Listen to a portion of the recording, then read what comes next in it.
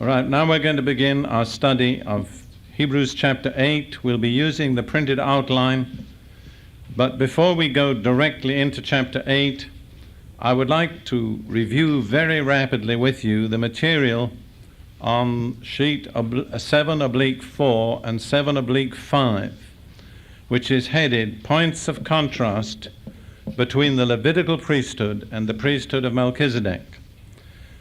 This will be a kind of helpful introduction to the comparison that follows in chapter 8, which we'll be studying, between the Old Covenant and the New. So very quickly, without pausing for comment, we'll go through the 14 points of contrast between Levitical priesthood and the priesthood of Melchizedek. First of all, Melchizedek's priesthood combines priesthood and kingship. The priesthood under the Old Covenant was allotted to the tribe of Levi, but kingship to Judah, and no interchange was permitted. Number two, Melchizedek gave to Abraham bread and wine, emblems of the new covenant, not previously given by Abraham. But the Levitical priests only gave back to the Israelites part of the sacrifices previously received from them. They had to receive before they could give. Point number three, Melchizedek received tithes from Abraham. The Levitical priests gave tithes through Abraham. Point number four, Melchizedek, because of an indestructible life, had a permanent priesthood which never passed by succession to others. The Levitical priests, because of mortality, had only a temporary priesthood. Number five, Melchizedek does not trace his genealogy from Abraham. The Levitical priests must be descended from Abraham. Number six, Melchizedek blessed Abraham, therefore he is greater. The Levitical priests owe their blessing to Abraham, therefore they are less. Number seven, Melchizedek provided direct access to God and perfection. The Levitical priesthood could not provide direct access or perfection. Number eight, Melchizedek was priest by the power of an indestructible life. The Levitical priests only on the basis of a physical requirement. Number nine, Melchizedek was appointed with God's oath. The Levitical priests were appointed without an oath. Number 10, Melchizedek ensures a superior covenant. The Levitical priests were linked to an inferior covenant.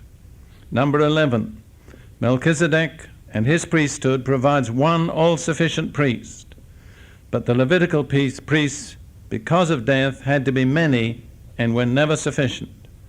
Number 12, Melchizedek, through his priesthood in the person of Jesus, is able to save completely and forever, but the Levitical priests are unable to save. Number 13, Jesus, as the priest after the order of Melchizedek, did not need to offer sacrifice for his own sins. He had none. But the Levitical priests needed to sacrifice first for their own sins.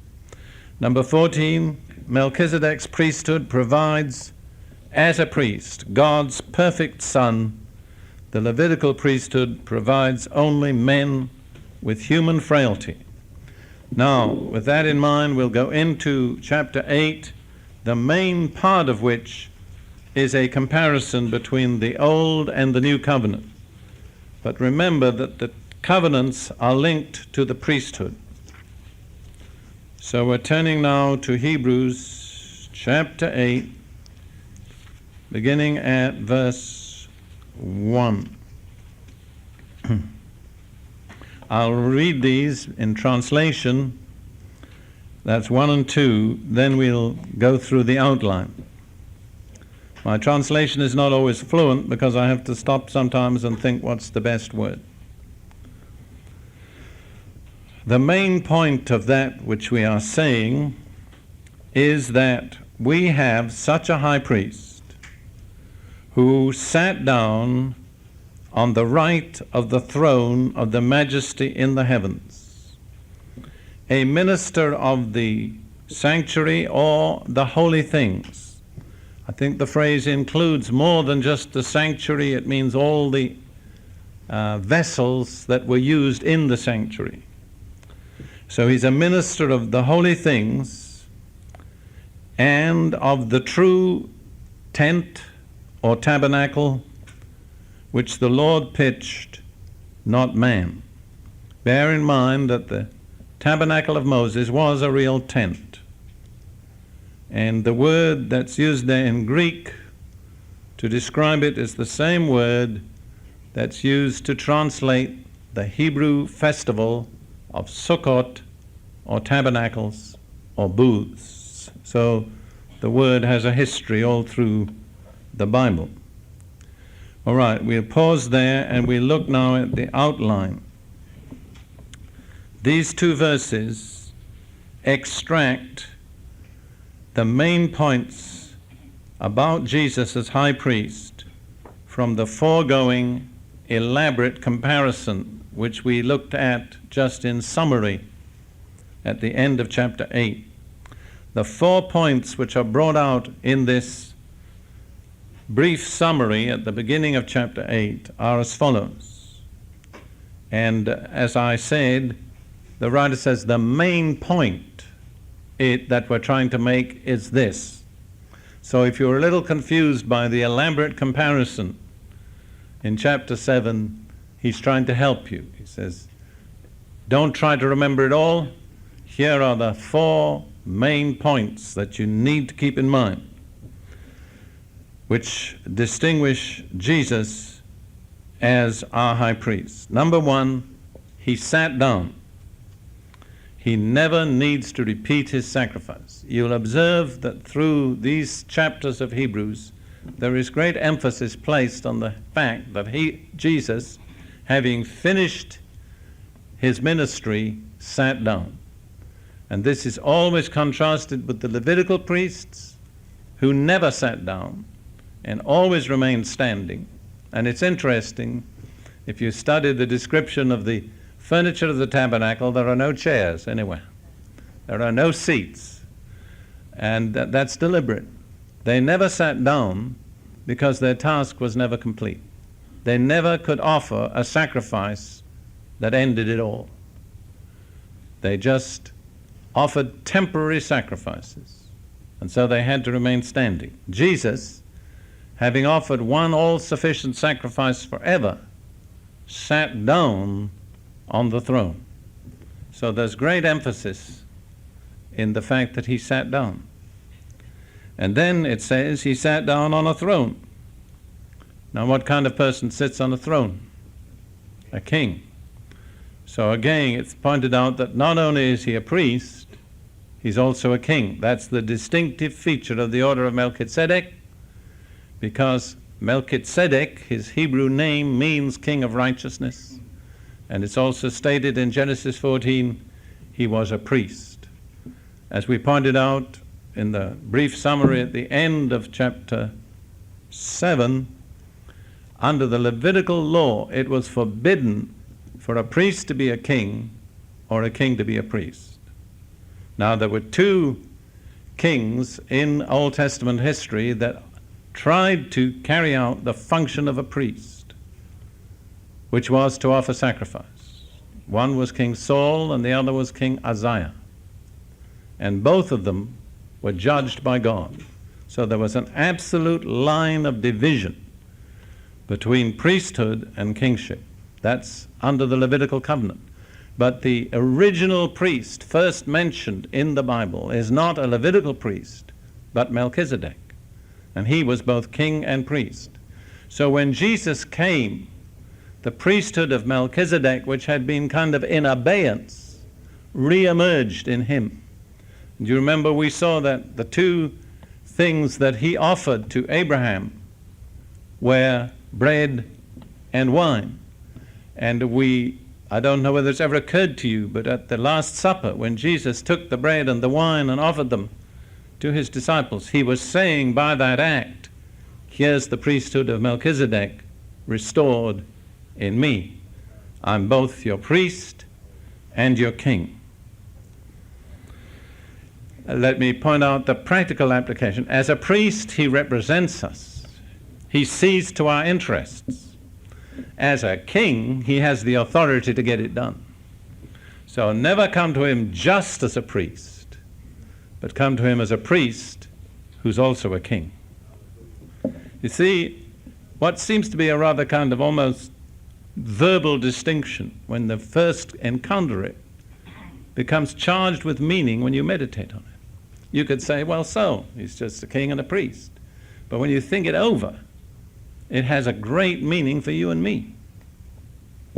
All right, the third main point is that Jesus exercises his ministry in the heavenlies. The Levitical priests operated on an earthly level. Jesus didn't take over their priesthood, but his priesthood is instituted in the heavenlies. And fourth, it's in the true tabernacle, pitched by God, not man. I like the word pitched. To me, it's such a practical word. I'm going to come to this a little further on, but I really believe there is a tabernacle in heaven.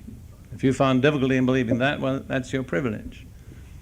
But I believe God pitched the tabernacle in heaven. After all, his son was a carpenter. So the Godhead is very practical, believe me.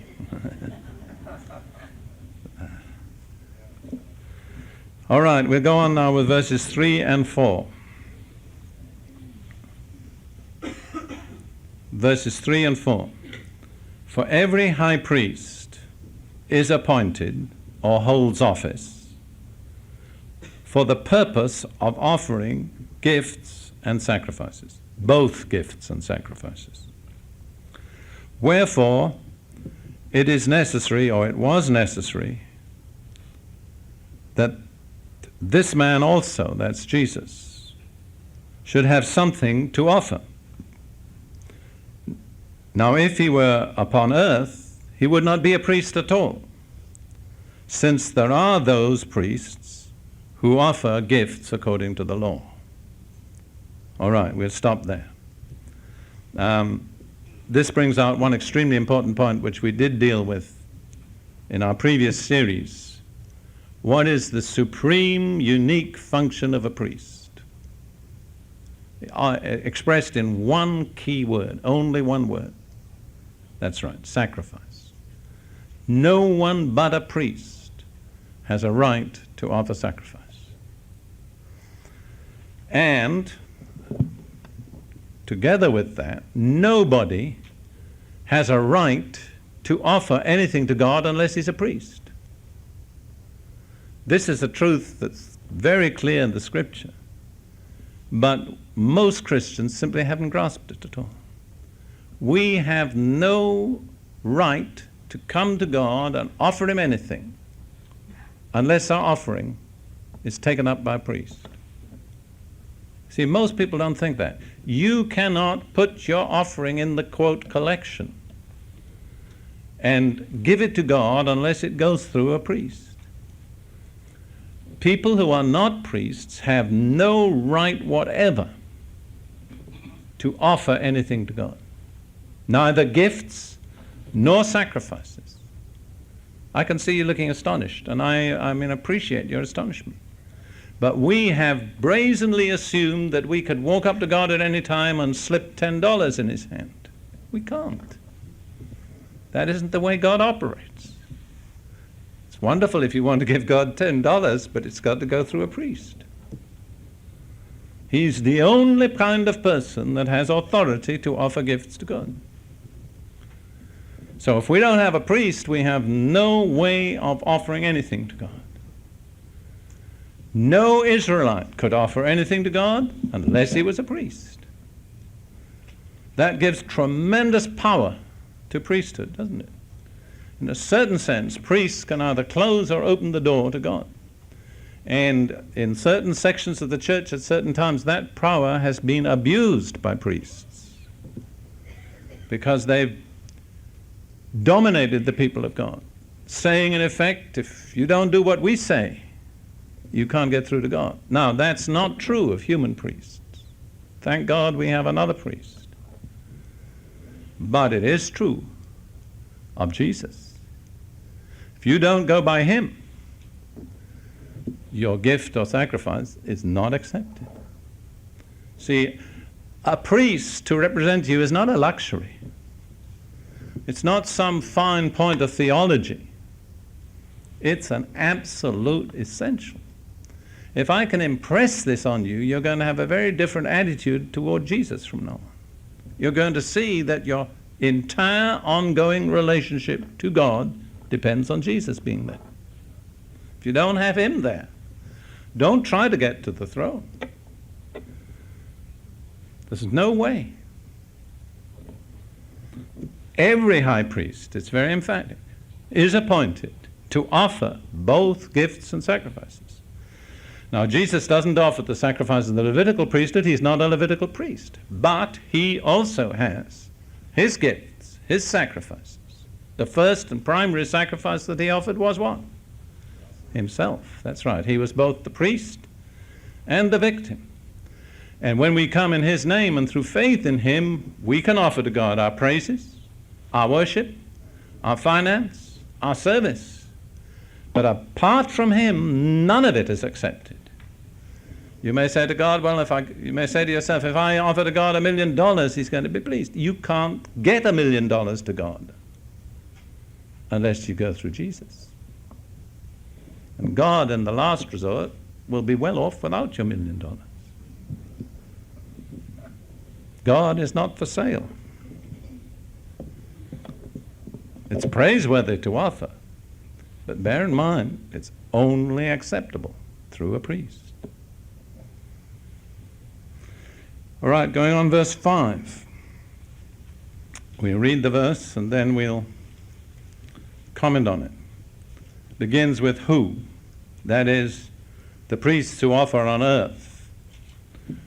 Who do their priestly service, I'm amplifying a little bit, in what is a pattern or a model and a shadow of the heavenlies, the things in the heavenlies. As Moses is warned by God when he's about to make the tabernacle.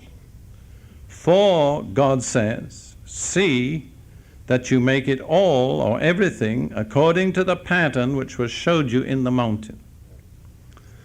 So what the writer is saying is the Levitical priests on earth do their priestly service in something that is only a model or a shadow of the real thing which is in heaven.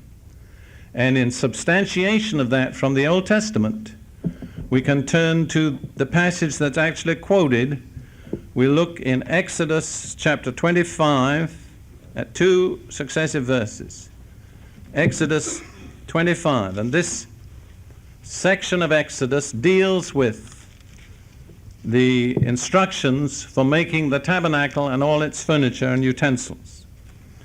Exodus 25 verse 9, the Lord is speaking and he says to Moses, according to all that I am going to show you as the pattern of the tabernacle and the pattern of all its furniture, just so you shall construct it. God is very specific.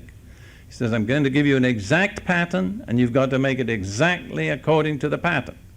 But the pattern that I'm giving you is a pattern of which the original is in heaven.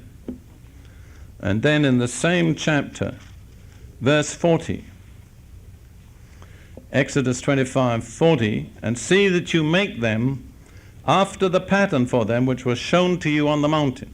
So when Moses was up on Mount Horeb in communion with God, and God gave him the instructions for making the tabernacle and all its furniture, God showed him an actual pattern, or maybe showed him the original. He didn't just have the dimensions. He had the dimensions, but he'd seen what he was supposed to make it like. You see, you found there are a lot of things in the Bible, many things, that although we have the dimensions, we really don't know how to make them. One is the tabernacle. Lots of different very learned scholars have worked long, but they've never come up with a definitive, final picture of what the tabernacle was like. The other is the Temple of Solomon. Now, concerning the Temple of Solomon, David says that when he was making preparation for it, God caused him to know by his hand upon him in writing the pattern. So David, by inspiration of the Holy Spirit, had a pattern, a blueprint of the temple. Now, we don't have the blueprint. And if you have just the dimensions without the blueprint, it's not at all clear in some ways what you're supposed to produce. So, the point I'm making is that the tabernacle that Moses made was based on an original in heaven. I think that's very clearly stated there. I don't think there's any possibility of interpreting those words otherwise. You see, why I'm laboring this point is because I think a lot of Christians think that material things on earth are real and spiritual things in heaven are kind of misty, shadowy, amorphous, like little bits of mist that float around. And they think if anything were specific, it wouldn't be spiritual. I know that was my attitude as a teenager attending the Anglican Church in Britain. I thought about religion as a kind of mist that hung around in the corners of damp old buildings. That really was my mental image of it. I'm not saying it was right. And I always thought if I get religious, it'll be when the mist settles on my head. But it never did. So I concluded in the end it wasn't for me. And I really wasn't too sorry either. But what I'm saying is, that's not the way the spiritual is. The original is the spiritual. Things on earth are copies. My friend Lance Lambert made a remark recently at the Feast of Tabernacles in Jerusalem which really impressed me. He said, this universe is primarily spiritual. It's the spiritual things that are the ultimate realities. Now you might say, well, does Jesus' robe really have a color? I believe it does. Is there a certain material of the streets of the New Jerusalem? I believe there is. What are the gates made of? Well, I believe they're made of real pearls. The pearls we have on earth are just a faint shadow of the heavenly pearls. Now that's my conviction. Our old Arab maid, who some of us here will remember well, Jamila, many, many years ago when she was baptized in the Holy Spirit through the ministry of Lydia, she went out like a dead person. She was on the floor for probably a couple of hours. But Lydia knew she was in the hands of the Lord. And when she came to, she was speaking in tongues. And she said in a naive way, she hadn't any knowledge of the scriptures, she couldn't read. She said, I was walking in a most beautiful place on something that was like yellow velvet. She said, then I came to Jesus and he breathed upon me. And when he breathed upon her, she began to speak in tongues. Well, I think heavenly gold is like yellow velvet. See? But that's just my opinion. But what I want to point out to you is something, this is kind of philosophic. I won't stay in it too long. We tend to think that everything on earth has a precise color. But in actual fact, that's not true to experience. This past summer, Ruth and I were making a journey through the Mediterranean, and I stood on the deck sometimes for an hour or two and looked at the sea, the ocean. And you know what? It was a dozen different colors at different times. It went from light blue through purple, through black, through every shade of gray. What is the color of the sea? Well, it reflects the sky, it depends on the depth of the water, it depends on the chemical contents. There's many different features. When we say the sea is blue or gray, what we're saying is there's a certain series of different colors that appear in different light settings, and we know them. So we think about it as precise, but it isn't.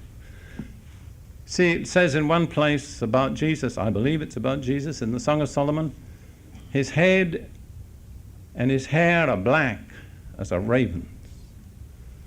But in the first chapter of Revelation, his hair was white like snow. Now, I don't see any inconsistency. See what I'm saying? But I really believe it has real color.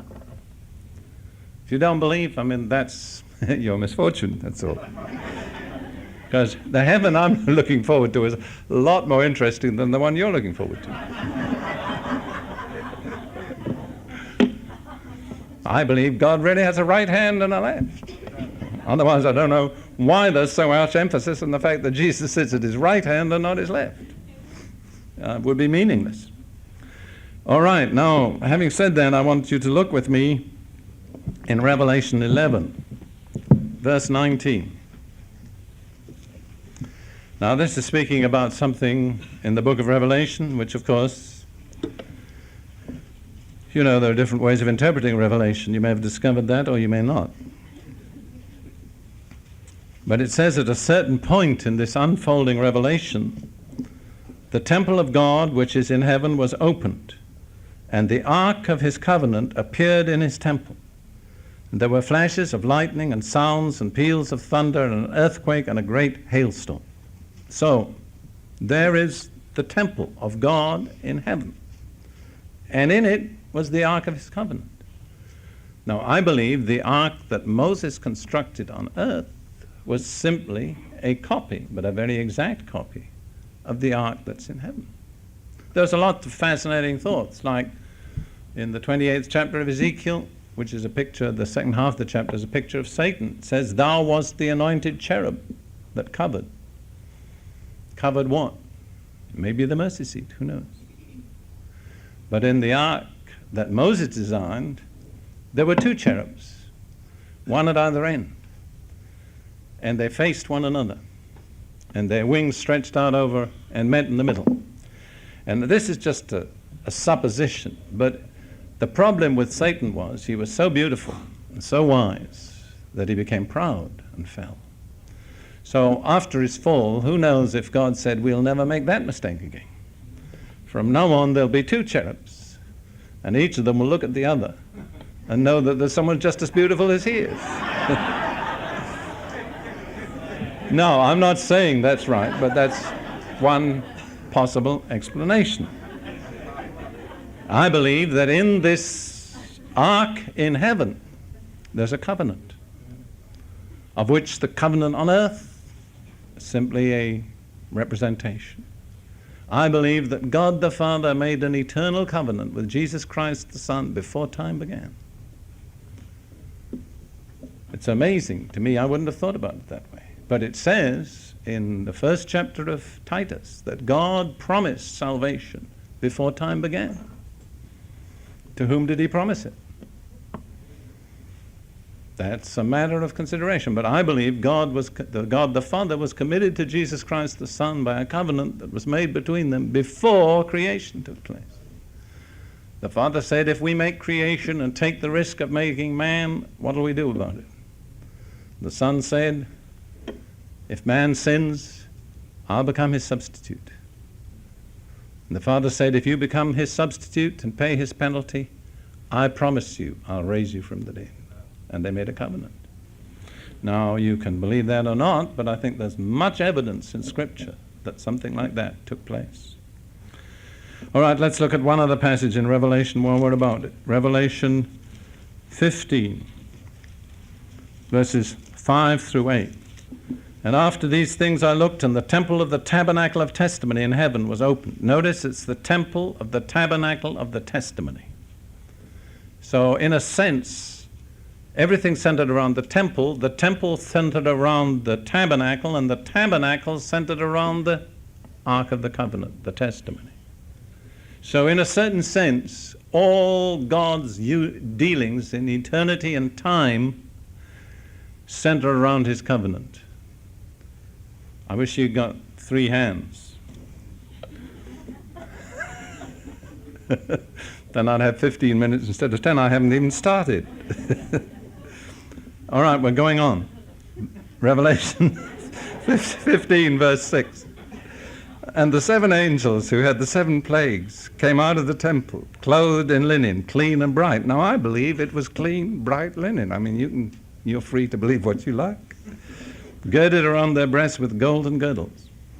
I don't believe there's any inflation in heaven.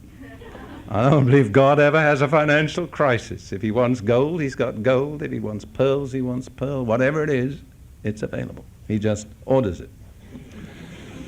Verse 7, and one of the four living creatures gave to the seven angels 7 golden bowls full of the wrath of God who lives forever and ever.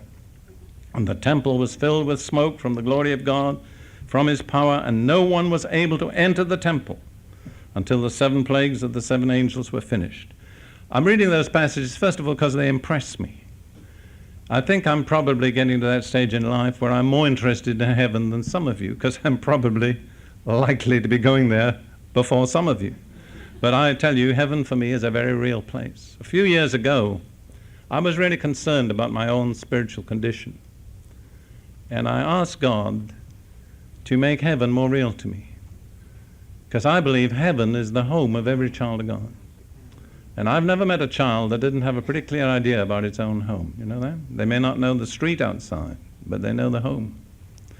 And I think one of the marks of God's children is that we feel at home in relationship to heaven.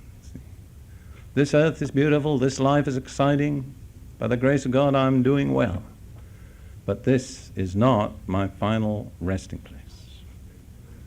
And as a matter of fact, that's one of the themes of Hebrews we'll come to, especially in the 11th chapter. The great saints of God were looking ahead out of time into eternity, and they had some glimpses. It wasn't going to be a jump into the unknown. They had some clear revelation of what they could expect. And I'm looking forward to the temple, I'm looking forward to the angels, I'm looking forward to the 4 living creatures. There's a whole lot of other things I'm looking forward to. The sea of glass mingled with crystal. I think that's going to be very exciting. No dull moments in heaven. I used to think as a boy, what do they do all the time up in heaven? Really, and my picture was people sitting there in white clothes playing harps all the time. I thought that's going to become monotonous after a while. But I wasn't in danger of being bored, because I certainly wasn't qualified for heaven at that time. All right. We're turning back to Hebrews chapter 8. I was wondering whether there was enough material in this outline to last for 40 minutes. I see there is. Hebrews chapter 8. We're coming back to verse 6, which in a way sums up some things that have been said. Verse 6, but now, he, that is Jesus, has obtained a more excellent priestly ministry. You need to put in both words. Insofar as he is the mediator of a better covenant, which is legislated, what does it say, established? Enacted, probably, yes. Which is enacted upon better promises. So there we have the introduction to the comparison between the old and the new covenant. And notice, in the introduction, the writer affirms 3 ways in which it was superior. It's there in your outline. First of all, Jesus has a more excellent ministry. Second, he's the mediator of a better covenant. And third, it's enacted on better promises. So you see the 3 points of superiority: a more excellent ministry, a better covenant, and better promises. I hope you realize that. When I think of some of the things that the Israelites had under the old covenant, I wonder how much better ours really is. I mean, God brought about 3 million Israelites out of Egypt after several generations of slavery and deprivation, and there was not one sick person among them. You found 3 million Christians, and you found 2 3/4 million sick people. I mean, really is true. I know from experience, ministering to the sick, you can get a group of Christians, 80% of them at least will come forward for healing. Now, I don't say that to be critical, but I just wonder whether we're really enjoying all the benefits of our covenant. Or is it because we don't realize how superior this covenant is? All right, we'll go on just a little further. We'll read verses 7 and 8, and then we'll stop at the quotation from Jeremiah. My wife will please make a note where we're stopping, so I'll remember. Verse 7. For if that first one had been faultless, no place would have been sought for a second. If the first covenant had done everything that was needed, why ever replace it with a second? So there must have been something inadequate in the first covenant. But blaming them, that's the Israelites, God says, and then we come into this promise quoted from Jeremiah 31, that God will make a new covenant with the house of Israel.